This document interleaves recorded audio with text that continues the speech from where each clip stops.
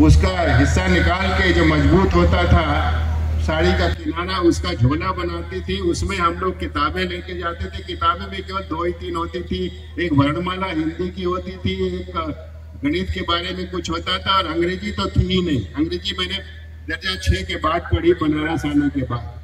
Primary school में मैंने अंग्रेजी कभी पढ़ी नहीं, लेकिन मुझे अंग्रेजी समझने में और बोलने में, लिखने में उतनी देर से पढ़ने के बाद भी कोई दिक्कत नहीं महसूस होती। तो उसमें से आप जो ये समझते हैं कि दर्जा LKG से ही अंग्रेजी की घुट्टी पिला दी जाए, वो बेहतर है। और मेरे ख्याल से सही नहीं है। अंग्रेजी या कोई दूसरी भाषा आप कभी भी सीख सकते हैं। भाषा का उपयोग क्यों जरूरी है अपनी मातृभाषा में शिक्षा देने का, जो नई शिक्षा नीति है देश की, और उस पर स्लाइड आधारित है। इसके विस्तार में नहीं जाऊंगा, कुछ एक 2 स्लाइड बीच में बात दिखाने की कोशिश करूंगा, याद आ गया जहां जहां आवश्यकता होगी। सबसे पहले तो ये है कि हम आपके सामने जो बात करना चाहते हैं वो आपकी समझ में, श्रोताओं की समझ में आ रहा है कि नहीं आ रहा है, ये बहुत जरूरी है। अपना कहा हम आप ही समझे तो क्या समझे, मजाक कहने का तब है कि भी कहे और दूसरा समझे। अगर मैं अपने आप ही बोलूं, अपने आप ही समझूं, तो आपको कैसे पता चलेगा कि मैं क्या कहना चाहता हूं। मिश्रा जी ने बताया कि संस्कार परिवार से मिलता है, माता पिता से मिलता है, दादी से मिलता है, नानी से मिलता है। तो एक घटना मुझे याद आती है, जब मैं बनारस दर्जा 6 में पढ़ने के लिए गांव से निकला, तो मेरी दादी बहुत पढ़ी लिखी नहीं थी, खेती बाड़ी का हिसाब कर लेती थी। 1 बीघे में कितना बीज डलना चाहिए, हिसाब किताब पता नहीं कैसे करती थी।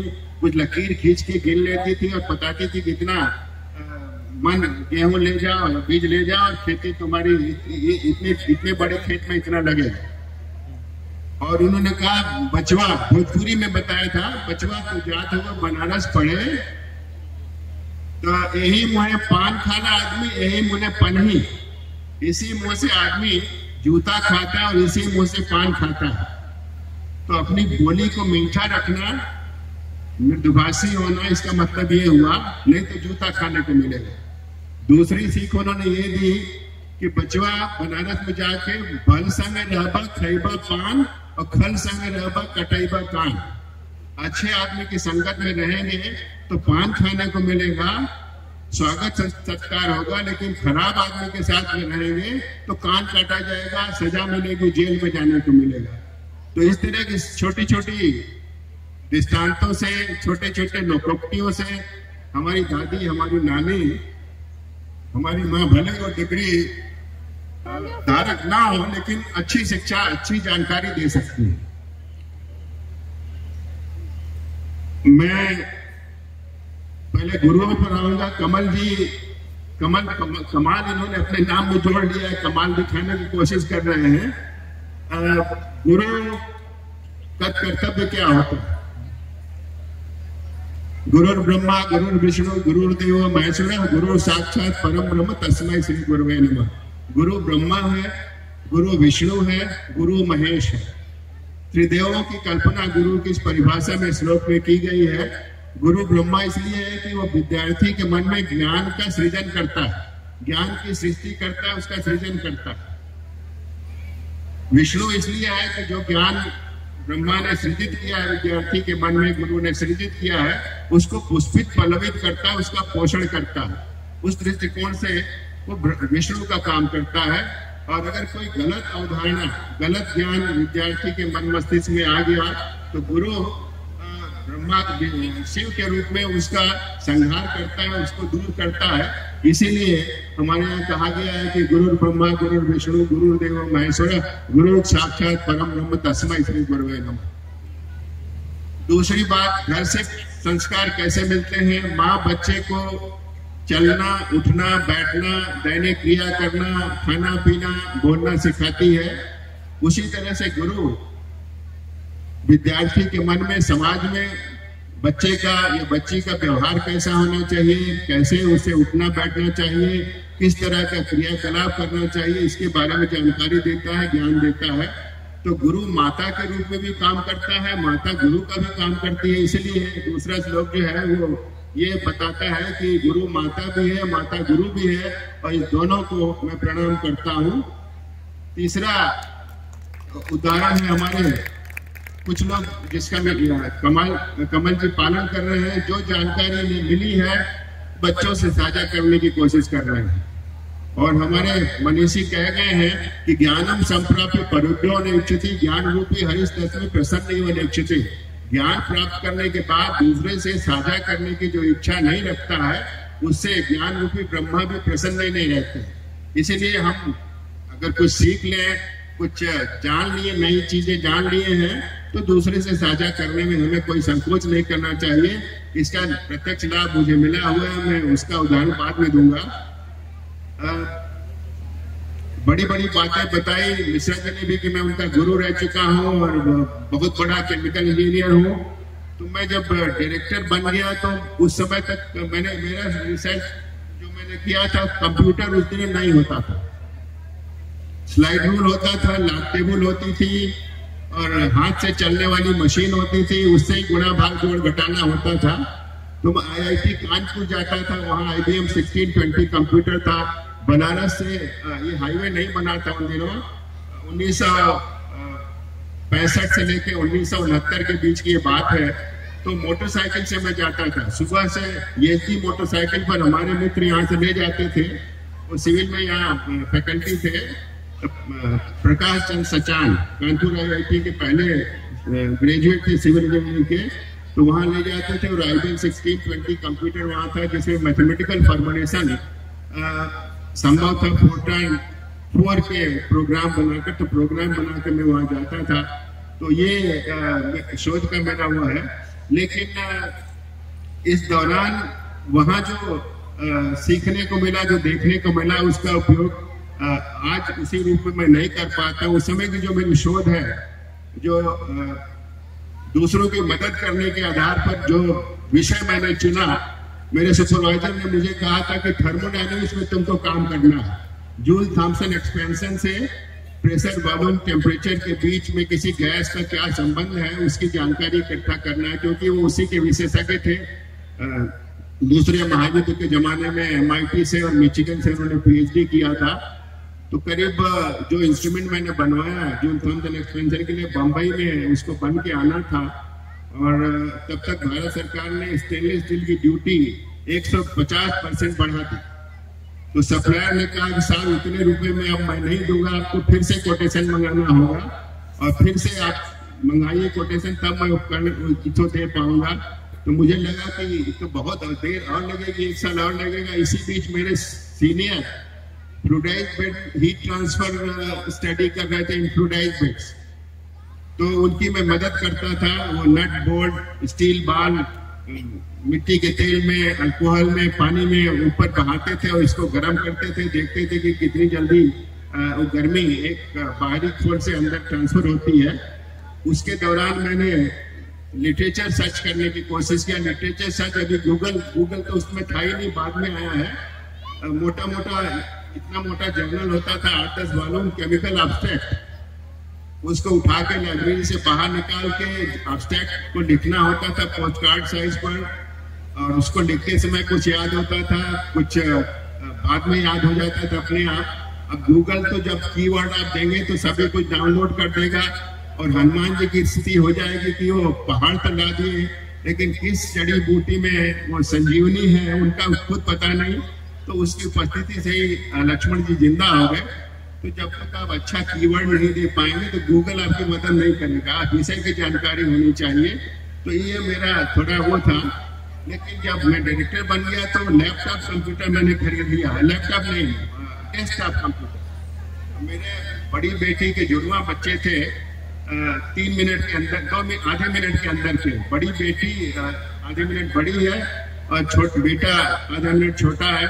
दोनों बाल भारती स्कूल दिल्ली में पढ़ते थे, एयरफोर्स वालों का स्कूल है, और वो दर्जा 6 या 7 में उनको कंप्यूटर सिखा दिया गया था। वो सब दशहरे की छुट्टी में घर आए और उसमें सेटअप में घुस के अपना कोई गेम निकाल के खेल लिए। दूसरे दिन परीक्षा के लिए मैंने क्वेश्चन पेपर बनाया था, कहीं गुम गया।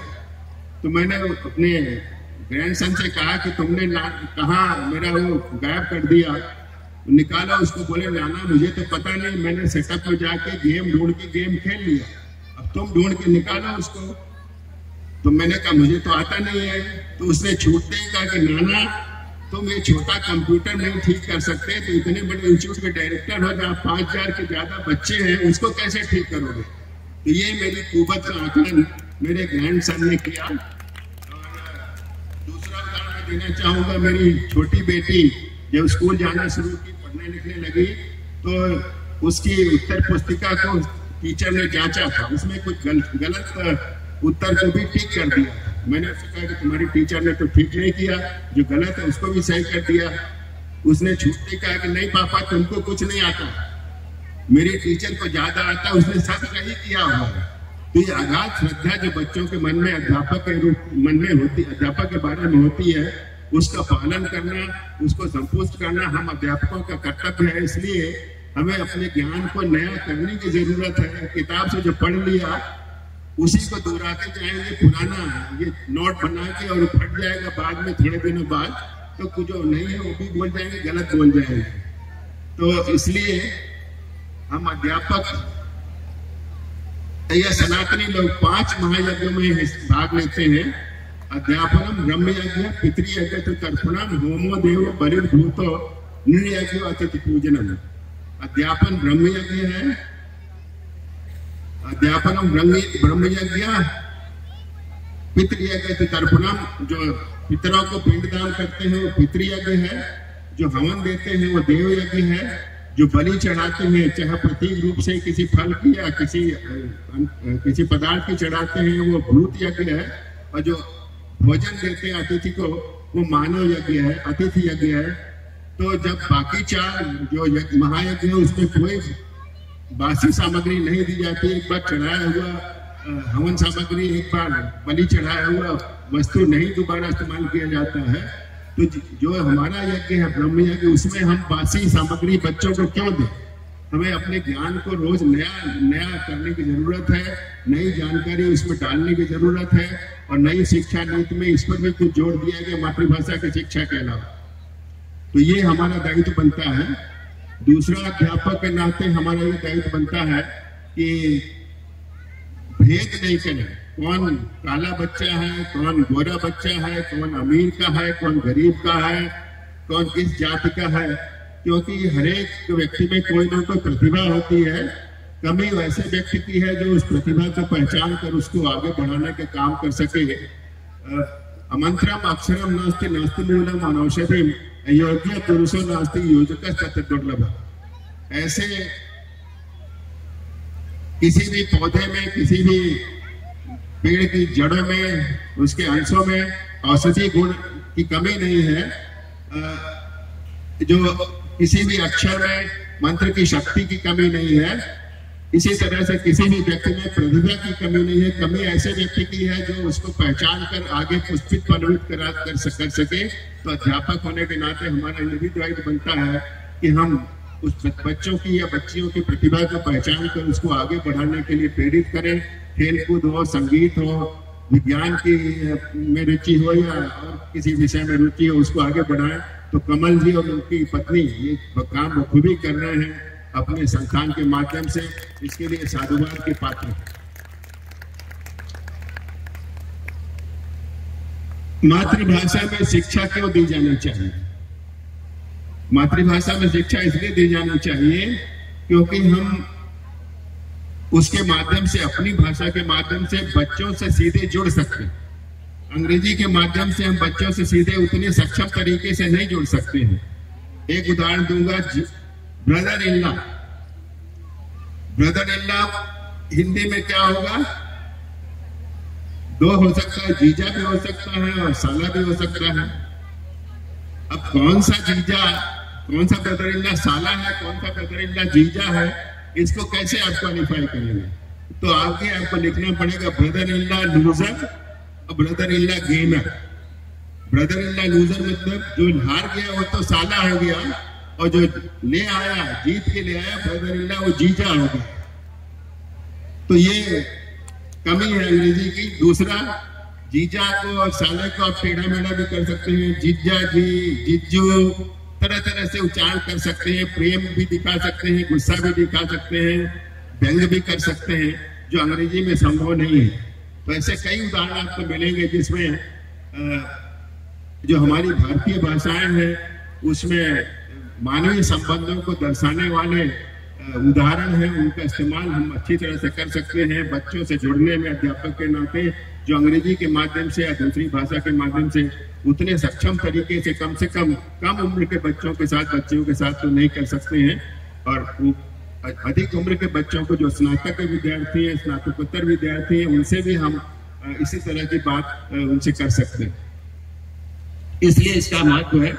दूसरा, इससे हमें अपने संस्कार, अपनी संस्कृति, अपनी परंपरा का ज्ञान होता है। तो मैंने लिखने की कोशिश किया था, दिखाने की कोशिश करूंगा।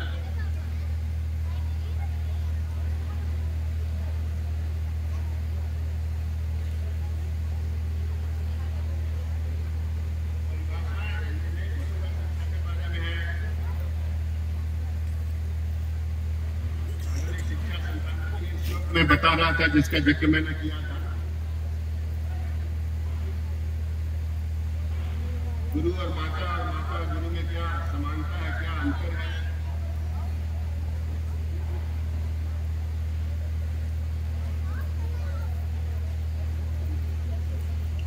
कई व्यक्ति जो टीचर बन जाते हैं, चाहे वो जिस स्तर के हों, इंटरमीडिएट में आ गए, पीजीटी बन गए, बहुत हुआ तो प्रिंसिपल होकर रिटायर हो गए, तो सोचते हैं या हम प्रोफेसर हो गए, यूनिवर्सिटी में आ गए, असिस्टेंट प्रोफेसर हो गए, फिर एसोसिएट प्रोफेसर हो गए, फिर रीडर हो गए, तो सोचने लगते हैं कि पढ़ने लिखने की जरूरत नहीं है, पीएचडी तो हो गई, अब क्या करना है जरूरत पढ़ने की। लेकिन उनके लिए संदेश है विंस्टन चर्चिल का, this is not the end, this is not even the beginning of the end, this is just the end of the beginning. जब अमेरिका और ब्रिटेन की सेनाएं वर्ल्ड वार 2 के जमाने में पहली लड़ाई जीतकर फ्रांस की धरती पर उतरी थी, तो सेना के लोग बड़े आमोद प्रमोद मनाने लगे थे। तो उन्होंने, चर्चिल ने कहा था कि जेंटलमैन, ये अंत नहीं है, ये अंत का प्रारंभ है,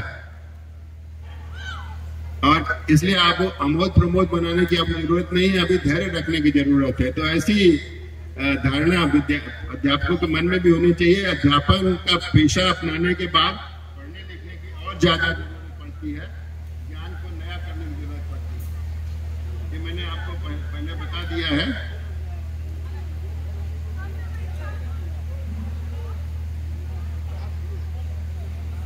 मालूम नहीं वीडियो चलेगा कि नहीं। मिश्रा जी ने बताया कि स्पून फीडिंग प्रोत्साहित करने की जरूरत है बच्चों को।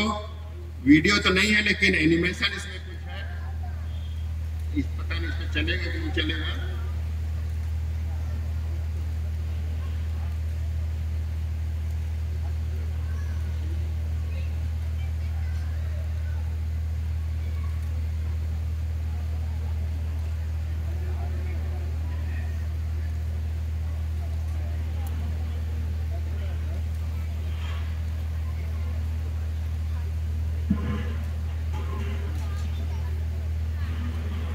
इस दो हिस्से में चित्र है। जब ठीक से आप चलाएंगे तो कंटिन्यू चलेगा तो वीडियो दिखाई देगा, ऑडियो इसमें नहीं है। ये बच्ची तितली का इसमें चित्र आपको दिखाई दिया है। एक बच्ची तितली के ककून से, तितली के जो ककून बनता है प्यूपल, उसके बाद उसमें से तितली निकलती है, तो उसने देखा कि तितली का बच्चा उसमें से निकलने की कोशिश कर रहा, तो उसने सोचा इसकी मदद करनी चाहिए। उसने उसको फोड़ दिया। जब उसने खोल को फोड़ दिया तो तितली का बच्चा बाहर निकलने के बाद उड़ नहीं सका, वो मर गया। तो प्रकृति के नियम के हिसाब से जब तितली का बच्चा अपनी खोल से बाहर अपने आप आने की कोशिश करता है तो उसके शरीर से रक्त का संचार उसकी पंखों की ओर होता है और उसकी पंखों को ताकत मिलती है और वो उड़ने में सक्षम हो जाती है तितली का बड़े होने पर निकलने के बाद। तो दूसरा इसमें जो इसके बाद का जो अंश है, उसने बच्ची ने फिर दूसरी बार जब यही दृश्य देखा तो उसने ककून को फोड़ा नहीं, खोल को फोड़ा नहीं, उसने बच्चे को, तितली के बच्चे को प्रोत्साहित किया कि बहुत अच्छा, थोड़ा और जोर लगाओ और तुम बाहर निकल रही हो, बाहर निकल के तुम अच्छा करोगी। और ऐसा करके वो तितली जब बाहर निकली तो बड़ी प्रसन्न हुई और बच्ची के कंधे पर जाकर उसने कहा कि बहुत बहुत धन्यवाद, तुम्हारी वजह से मैं आज तितली बन पाई हूँ और उड़ने में सक्षम हो पाई हूँ। तो इस तरह का संदेश भी हम बच्चों को इस तरह के एनिमेशन फिल्म के माध्यम से, इस तरह के उदाहरण के माध्यम से दे सकते हैं अच्छे अध्यापक के रूप में।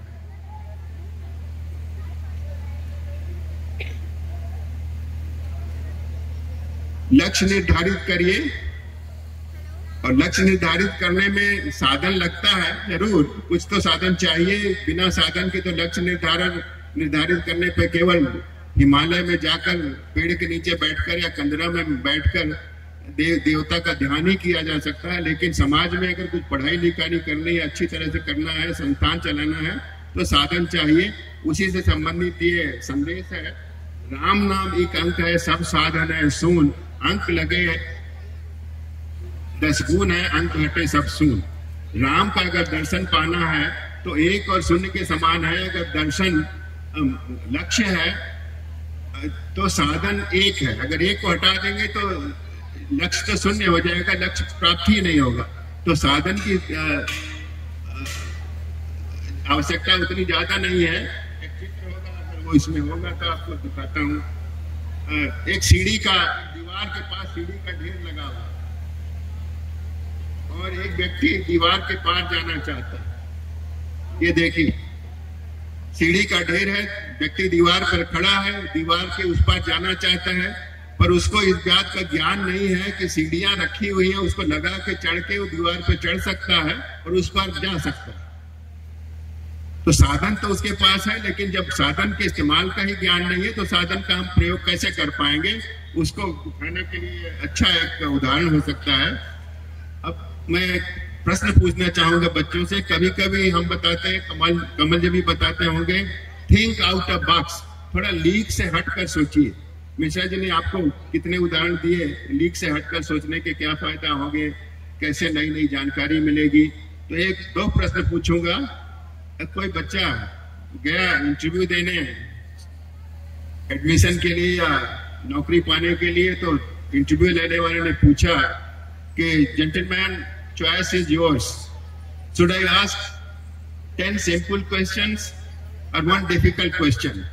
तो बच्चे ने सोचा, ये बूढ़ा खुसट पता नहीं 10 सिंपल क्वेश्चन के नाम पर कितने प्रश्न पूछेगा, मैं कितने में फेल हो जाऊंगा और कितने में पास होऊंगा। इससे अच्छा है कि एक ही बार सिर्फ ओखली के अंदर 2 और एक ही प्रश्न से हमारा न्यारा हो जाएगा। तो उसने कहा कि sir, you may ask 1 difficult question.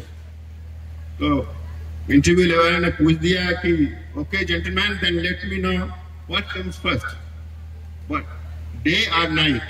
तो पहले दिन आता है कि पहले रात आती है? कोई बच्चा बताएगा या बच्ची? पहले दिन आता है कि रात आती है?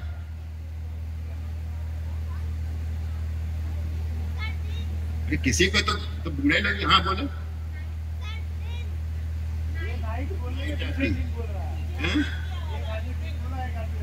अच्छा, तो लड़के ने भी कुछ कह दिया, तो इंटरव्यू वाले ने दूसरा प्रश्न कर दिया। जैसे इस बच्ची ने कहा ना नाइट, तो उसने कहा कैसे? तो बच्चे ने बिना संकोच के झूठते ही कहा कि sir, you have promised not to ask second difficult question, you can not ask second difficult question. और उसका सिलेक्शन हो गया, उसकी नियुक्ति हो गई। तो इस तरह का बिना संकोच के जवाब देने की इच्छा भी होनी चाहिए। उसका प्रस्फुटन, उसको प्रेरित करने की कला कमल जी और उनकी धर्मपत्नी कर रही हैं, उनके सहयोगी अन्य कर रहे हैं आप बच्चों के मन में। दूसरा प्रश्न इसी तरह का है। इंटरव्यू वाले ने बच्चे को बुलाया, उसे कहा what would you like to have? तुम्हें क्या चाहिए, चाय या coffee? Would you like to have tea और कॉफी? तो उसने कहा कि कॉफी आ गई। उसके तुरंत बाद इंटरव्यू वाले ने पूछा उससे कि gentleman, what is before you? Coffee का कप रखा है, प्लेट रखी है उसके नीचे, लेकिन उसके बाद भी वो पूछ रहा है व्हाट इज बिफोर यू। अब आम बच्चा घबरा जाएगा पूछेगा काफी मंगा कर पिला रहा, पूछ रहा व्हाट इज बिफोर यू, लेकिन बच्चे ने तुरंत जवाब दिया कि sir T comes before you. तो ABCD XYZ में पहले STUVW आता है, तो यू के पहले टी आता है, तो टी कम्स बिफोर यू, ये उसने बता दिया और उसका भी सिलेक्शन हो गया।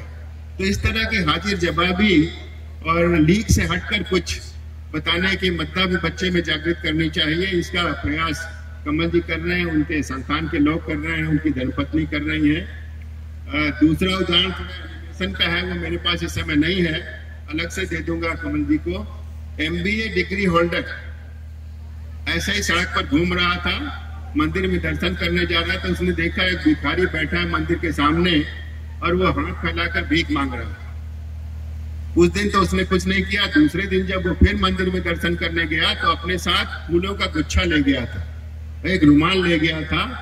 भिखारी के सामने जाकर उसने रुमाल ऐसे फैलाया और फूलों के जितने गुच्छे उसके थे उस पर रख दिया फैला के, और उसमें से एक गुच्छा निकाल कर 10 रुपए का नोट उसके हाथ में रख के मंदिर में दर्शन करने चला गया। उसके पीछे पीछे दूसरा व्यक्ति जो आ रहा था, उसने देखा कि अरे इसने इससे फूल खरीदा और उसको पैसे दिए, उसने भी वही काम किया और इस तरह से उस भिखारी ने सारे गुच्छे बेच दिए उस दिन। कुछ दिनों बाद जब वही MBA डिग्रीधारी फिर से मंदिर में आया तो उसने देखा उस भिखारी ने मंदिर के सामने फूल बेचने की दुकान खोल रखी है और जो पहले हाथ ऐसे फैलाकर भीख मांग रहा था उसको प्रणाम करते हुए बोला और वो अपना फूल उसको कृतज्ञता ज्ञापित किया उस MBA डिग्रीधारी को। तो इस तरह के लीक से हटकर जो छोटी छोटी बातें होती हैं उनसे भी हम जीवन में सफलता प्राप्त कर सकते हैं और इसका मुझे पक्का विश्वास है कि कमल जी, उनके सहयोगी, उनकी धर्मपत्नी इस प्रवृत्ति को भी आप में जागृत करने में जरूर सक्षम हो रहे होंगे और प्रयास कर रहे होंगे और उसका सुफल भी आप लोगों को मिले।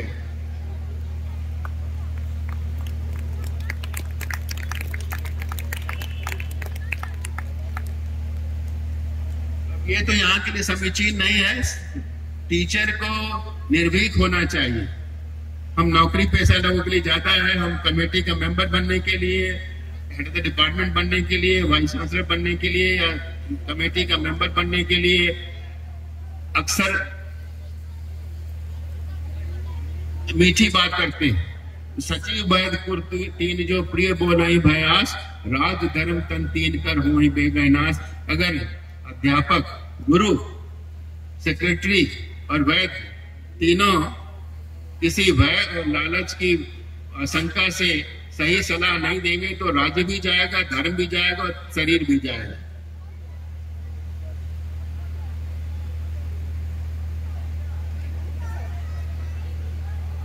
मातृभाषा में शिक्षा से क्या लाभ मिलेगा, मैंने बताया आपको। अपनी संस्कृति, अपने संस्कारों की जानकारी होती है।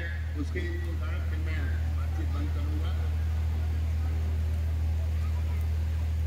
परहित शरीर धर्म नहीं भाई, पर पीड़ा सम नहीं अधमाई। दूसरों को कल्याण की इच्छा रखना, उनके कल्याण के बारे में सोचना, इससे बड़ा कोई धर्म नहीं है। और उनकी बुराई करना, उनको दुख देना, उससे बड़ा धर्म नहीं है।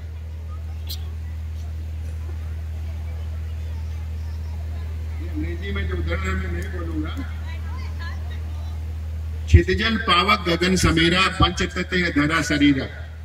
हमारे दार्शनिक बताए गए, हमारे प्राचीन चिंतक बताए गए कि हमारा शरीर, अन्य जीवधारियों का शरीर, जो निर्जीव है उनका भी शरीर 5 मूल तत्वों से बना है। स्पेस और एयर। पश्चिमी दर्शन में भी ये तत्व है, लेकिन उनमें 4 ही तत्व है, उसमें आकाश की अवधारणा नहीं है। तो अगर इसका वैज्ञानिक विश्लेषण करेंगे, आपको विज्ञान के शिक्षक बताएंगे, कमल जी बताएंगे, तो आप देखेंगे कि ये कितना वैज्ञानिक चिंतन, कितना सटीक वैज्ञानिक चिंतन है। जिससे हमें ऊर्जा मिलती है, हमारे शरीर की कोशिकाएं बनती हैं, हमारा रक्त का निर्माण होता है, जो हवा हम सांस में लेते हैं, जो हम पानी पीते हैं वो सभी हमें धरती से मिलती है। ऊर्जा हमें भोजन से मिलता है, ऊर्जा हमें जो खाना खाते हैं उससे मिलता है, जो फल खाते हैं उससे मिलता है, जो अन्य बातें उससे मिलता है। उससे संबंधित ये कुछ उदाहरण है। और समय का जो भी अभाव देखिए, पीरियडिक टेबल के कुछ हिस्से मैंने यहाँ दिखाए हैं, जिसमें group 1, group 2, group 3, group 4, group 5 के कौन कौन से तत्व हमारे शरीर के निर्माण के लिए आवश्यक हैं, अन्य जीवधारियों के निर्माण के लिए आवश्यक हैं, और वो हमें भोजन से मिलते हैं, धरती से मिलते हैं, वगैरह वगैरह। तो ऐसे वैज्ञानिक चिंतन के आधार पर विद्यार्थियों को शिक्षा देने की आवश्यकता है। हमारी जो पौराणिक कथाएं हैं, चाहे रामलीला हो चाहे कृष्णलीला हो, उसमें भी विज्ञान का अंश कुछ छिपा हुआ है। तो वही उदाहरण दूंगा। समुद्र मंथन, क्षितिजल पावक गगन समीरा, पंचतत्व धरा शरीरा, क्षमा कीजिएगा, श्रीमणि रंभा पारुणी अमी शंख गजराज, कल्प द्रुम सस्य धेनु धन धन्वंतरी विस्बाज। समुद्र का मंथन जब हुआ तो 13 काम के पदार्थ निकले और 14वां महाविष निकला, जिसको शिव जी ने गले में धारण किया, नहीं तो सृष्टि का विनाश हो जाता। तो जब हम पर्यावरण का इतने बड़े पैमाने पर दोहन करेंगे, खनिज निकालेंगे, कोयला निकालेंगे, पेट्रोल निकालेंगे, तो प्रदूषण फैलेगा। तो आधुनिक परिवेश में पर्यावरण के दोहन से प्रदूषण जो फैल रहा है, उसका समन शिव जी तो करने से रहे। मंदिर में हमने बंद कर दिया, करके पहरा बिठा दिया है, लेकिन हमारी जो नई पीढ़ी के लोग हैं, अपनी शिक्षा के माध्यम से, अपनी जानकारी के माध्यम से उसका समन करने में सक्षम होंगे, और इसकी जानकारी हमें उन्हें देने की आवश्यकता है। कृष्णलीला का एक फिल्म भी इसमें होगी, वो कमल जी आपको दिखाएंगे कभी। ये वीडियो और ऑडियो दोनों इसमें है, समय नहीं है, नहीं दिखाऊंगा इसको। शिव जी का कंठ नीला पड़ गया विष पीने से, उन्हें नीलकंठ कहते हैं। तो उन्होंने गले में धारण कर लिया महाविष को, नीचे पेट में नहीं जाने दिया। अगर पेट में गया होता तो वो भी दिवंगत हो गए होते, हमारी आपकी तरह से मर गए होते। तो कथाकार ने, जिसने ये कथा लिखी है, उन्होंने ये बताने की कोशिश की इस दृष्टांत के माध्यम से कि महाविष जो जैसे खतरनाक तत्व को अगर हम कंटेन कर दें, जैसे हैजार्डस वेस्ट, आइसोटोपिक वेस्ट है, जिसको कंटेन करके जमींदोज कर दिया जाता है, तो विनाश नहीं होगा, मनुष्य जात को या जीवधारियों को कोई नुकसान नहीं होगा। ये उदाहरण हम दे सकते हैं। और अंतिम जो इसमें उदाहरण है, ये बनारस में लीला मनाई जाती है। तुलसी घाट पर दिवाली के कुछ दिन बाद कृष्णलीला कहते हैं इसको, नाग नथैया देसी भाषा में बोलते हैं। विलोक दूषिताम कृष्ण मनुष्यम सर्पम तम उद्वास है। कृष्णा यमुना का नाम है, उसको कृष्ण देखकर, प्रदूषित देखकर कृष्ण के मन में उसको साफ करने की इच्छा जागृत हुई, और उन्होंने खेल खेल में गेंद को यमुना में डाल दिया और उसको निकालने के बहाने यमुना में कूद गए। और फिर उन्होंने नाग परिवार को बाध्य किया वहां से बाहर चले जाने को। कृष्ण भगवान में इतनी शक्ति थी कि नाग परिवार का वध कर सकते थे, लेकिन उन्होंने उसका वध नहीं किया, क्योंकि बायोडाइवर्सिटी का कोई न कोई अपना महत्व है प्रकृति में, और सांपों का भी कोई महत्व है, इसलिए उनको मारने की बात इसमें नहीं लिखी है। अन्य ऐसे क्या है, रामचरितमानस से हम निकाल सकते हैं, कुछ दूसरे उदाहरण है।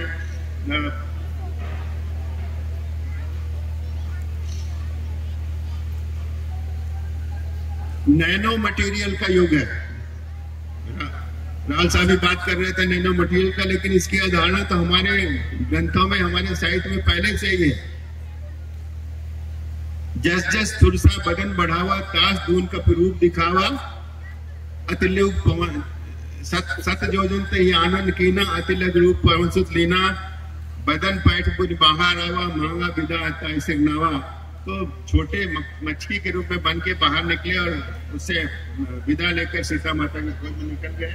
इसी तरह से दूसरे सतसैया के दोहरे, जो नाविक के तीर, देखन में छोटन लगे, गाव घाव करे गंभीर।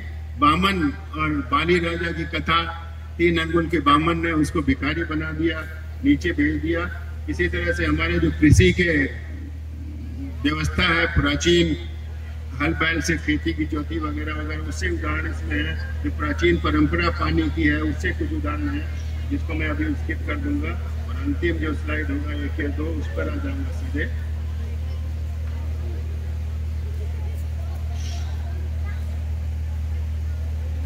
बनारस भी तालाबों का शहर है, कुंडों का शहर है। अब आप सोचिए कि एक तरफ गंगा, एक तरफ वरुणा, दूसरी तरफ अस्सी जो यहीं से पास से निकलती है कथा के हिसाब से। इन 3 नदियों के बीच में बसे बनारस में इतने सारे तालाबों की श्रृंखला क्यों होनी चाहिए थी? क्योंकि वर्षा का जल उसमें इकट्ठा होता था, भूमिगत जल को पूरित करता था और फिर वरुणा की ओर या गंगा की ओर या अस्सी के माध्यम से गंगा की ओर निकल जाता था। इसमें से बहुत सारे तालाब अब पट गए हैं, भवन बन गए हैं और भूगर्भीय जल स्रोत नीचे चला गया है। ये सिंचाई की व्यवस्था तमिलनाडु की है। यहाँ से थोड़ी दूर पर सिंचाई पानी को साफ करने की व्यवस्था है श्रृंगवेरपुर में, आजकल टीवी में भी दिखा रहा है, जहाँ पर राम लक्ष्मण सीता ने गंगा पार किया था। वो व्यवस्था वही है जो हमारे जलकल में भेलूपुर में नगर पालिका करती है बनारस के लोगों को पानी देने के।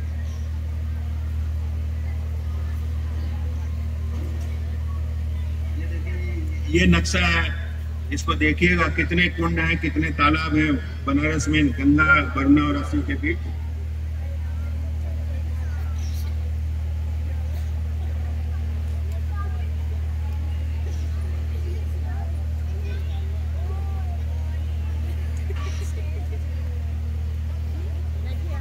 ये दही से लस्सी बनाने की मथनी लकड़ी की बनी हुई है, सेल्फ बियरिंग कैपेसिटी वाली है। इसके लिए बियरिंग की जरूरत नहीं है। इसका निचला हिस्सा बर्तन की पेटी पर टिक जाता है और मक्खन निकल अलग हो जाता है, दही के ढोके छोटे छोटे टुकड़े में बदल जाते हैं, लस्सी बन जाती है। इसीलिए भगवान विष्णु कच्छप का अवतार धारण कर उन्होंने पहाड़ को ऊंचा उठाया और समुद्र का मंथन हुआ, जो 13 काम के पदार्थ निकले। बैलगाड़ी का जुआ और हल का जुआ, फोर्स परमिट एरिया, कंधे पर बैल के दबाव कम पड़ेगा जब एरिया ज्यादा होगी, तो हल का जुआ चपटा होता है, उसका क्षेत्रफल ज्यादा होता है और हल जोतने में, खेत को जोतने में ज्यादा दबाव पड़ता है। उसको कम करने के लिए ये व्यवस्था हमारे बढ़ई ने बिना मैकेनिकल इंजीनियरिंग जाने ग्रामीण बढ़ई ने करने की सोची थी, जिसका उदाहरण हम दे सकते हैं। हवा के माध्यम से हल्के पदार्थ को भारी पदार्थ से अलग करना, अंग्रेजी में हम इंजीनियरिंग की भाषा में से न्यूमेटिक ट्रांसपोर्ट कहते हैं। उसका इस्तेमाल आपके कंबाइन और हार्वेस्टर आजकल कर रहे हैं। ये हमारे किसान और ग्रामीण महिलाएं सदियों से करती चली आई हैं। खलिहान से जो दवाई के बाद भूसा युक्त अनाज आता है उसको भूसा से अलग करने।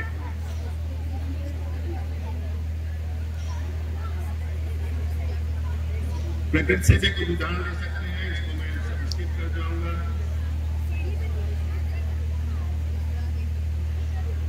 मिश्रा जी बात कर रहे थे ना मक्खी नहीं बैठने की शरीफे के छिलके और बीज पर।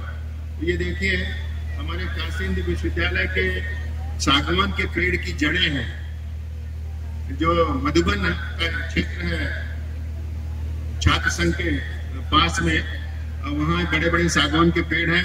उसकी लंबाई बहुत ज्यादा होती है, शाखाएं फैली हुई होती हैं। उसको संभालने के लिए कॉलर, जो इसमें किनारे किनारे बाहर निकला हिस्सा दिख रहा है, प्रकृति ने उसकी व्यवस्था की है। इसी की नकल करके सिविल इंजीनियर और मैकेनिकल इंजीनियर, जो हाई मास्ट प्रकाश देने वाली व्यवस्था है, वो क्रिकेट फील्ड में लगती है या मुगल सराय जैसे बड़े रेल यार्ड में लगती है, उसमें ये व्यवस्था उसी की नकल है, जो कॉलर खंभे के नीचे लगाए जाते हैं। उदाहरण मैंने बताया था आपको, हिंदी में और अंग्रेजी में क्या फर्क है, क्या समानता है। और अंतिम जो उदाहरण मैं देना चाहूंगा, थोड़ा हमारे अपनी भाषा पर विश्वास करने की आवश्यकता है, उस पर काम करने की आवश्यकता है, लेकिन बहुत सारी बाधाएं हैं, उसमें प्रगत होने में दिक्कत हो रही है, लेकिन उस पर निजात पाने की आवश्यकता है, छोड़ने की आवश्यकता है। और अंतिम जो मैं संदेश देना चाहूँगा अपनी बात बंद करने के पहले,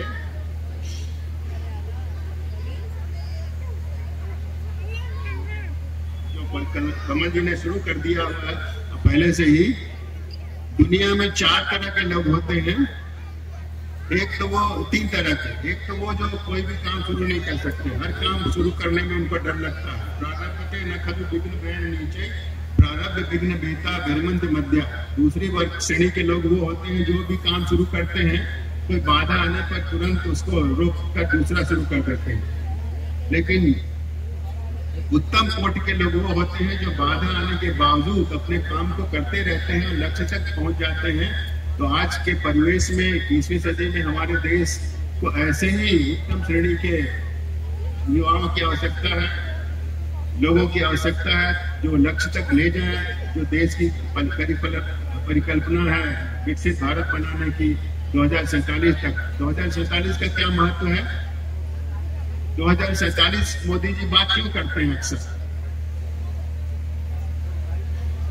2047 में 100 साल पूरा हो जाएगा आजादी के, इसलिए 2047 की उन्होंने सीमा रेखा तय कर रखी है। उस समय तक भारत एक विकसित भारत, अगर प्रथम श्रेणी का नहीं तो द्वितीय श्रेणी, तृतीय श्रेणी तो जरूर हो जाए। और नफरत हुई है उन्हें सारे जहां से, आखिर हम नई दुनिया लाएं तो कहां से? अगर आपको कंदवा से नफरत हो गई है, आपको बनारस से नफरत हो गई है, उत्तर प्रदेश से नफरत हो गई, तो रहना तो यही है, यही जन्म लिया है, तो यही जीवन बिताना है। नई दुनिया तो आने से रही। तो इसके लिए आपको क्या करना होगा? जो कुछ यहाँ कमियां हैं, कमजोरियां, उसको दूर करने का प्रयास करना होगा। अंधकार से क्यों घबराएं, नन्हा सा एक दीप बनाएं।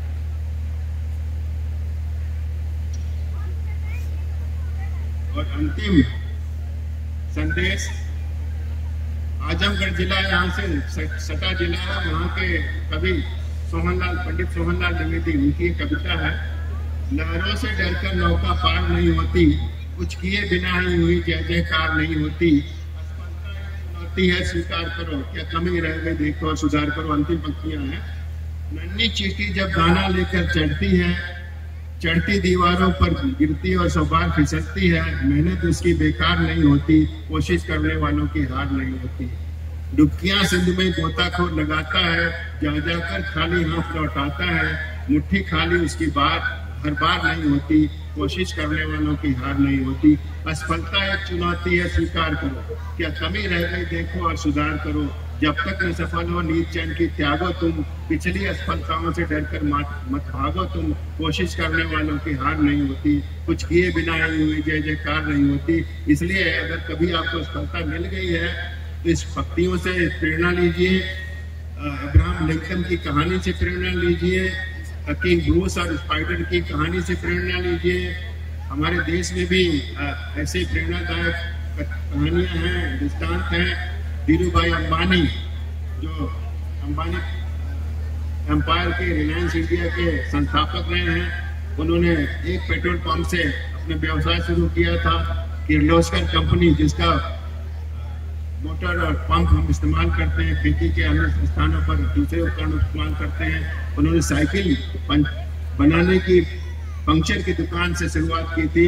तो ऐसे बहुत से उदाहरण आपको मिल जाएंगे जहाँ आपको उसका इस्तेमाल कर सकते हैं बच्चों को प्रेरित करने में। इन्हीं शब्दों के साथ मैं कमल जी को, उनकी धर्मपत्नी को और सभी सहयोगियों को आभार प्रकट करना चाहूंगा कि उन्होंने मुझे इस समारोह में सम्मिलित किया, यहाँ आने का अवसर दिया, आपसे कुछ बातचीत साझा करने का अवसर दिया। धन्यवाद। जय हिंद।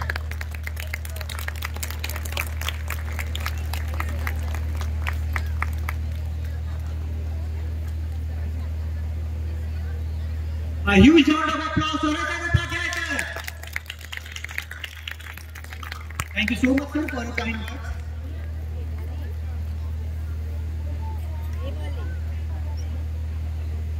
मैं एक चीज नोटिस कर रहा हूं कि हमारे सुपर किड्स काफी थके हुए नजर आ रहे हैं। हाउस द जोश, हाउस द जोश, आवाज दे रहे भाई, हाउस द जोश, that's the spirit of super kids. एक बार अपने लिए ताली बजा दो भाई तुम लोग। और अपनी यही एनर्जी मेंटेन रखना है आप सभी लोगों को। जल्द ही हमारे सारे सुपर किड्स जिन्होंने पार्टिसिपेट किया था उनको सर्टिफिकेट मिलेगा।